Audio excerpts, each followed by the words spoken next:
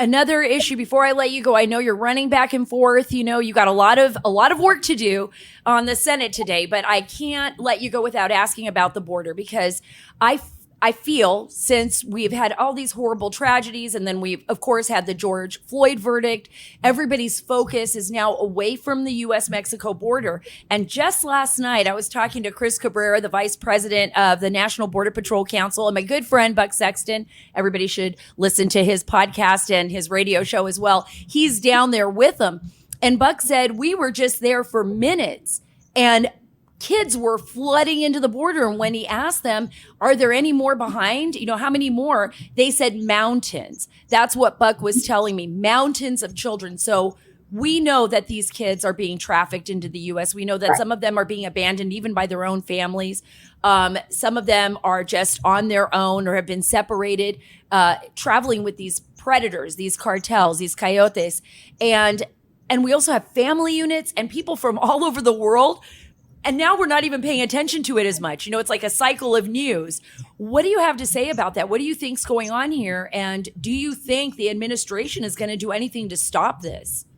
Well, this is Biden's border policy. This is his immigration policy. And realize that you have a Department of Homeland Security secretary who does not believe in secure borders. Imagine that. And so the cartels heard what Biden said, which was basically, y'all come. Mm-hmm. And what they're doing is opening the border. They are sending these illegal entrants into different communities around the country. So every town's a border town. Every state is a border state. Bear in mind, Border Patrol has apprehended people from 55 different countries. They have known terrorists out of Yemen that they have apprehended. They have a convicted murderer that they apprehended at the border. The word is out that you need to bring a child with you. Mm-hmm. So the child recycling program that the cartels run it's in full effect at this point in time. Well, and that's what the Border Patrol agents were saying. They're saying, look, we have to have a rule of law or we become the last leg of the smuggling operation. How is it possible? Right. And I talked to people in Mexico about this. I was just in Tijuana. I spoke to a pastor who told me, look, we're literally turning these kids back over to people that left them with predators. And we're doing it. We're delivering them and we're paying for it. That's right.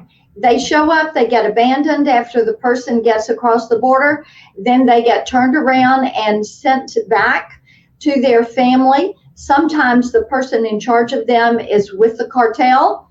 They get assigned to another family.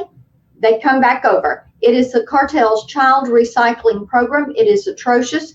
Young girls as young as 10, 11, 12 who come into our custody have to be given pregnancy tests because of the violation that is taking place against women and girls.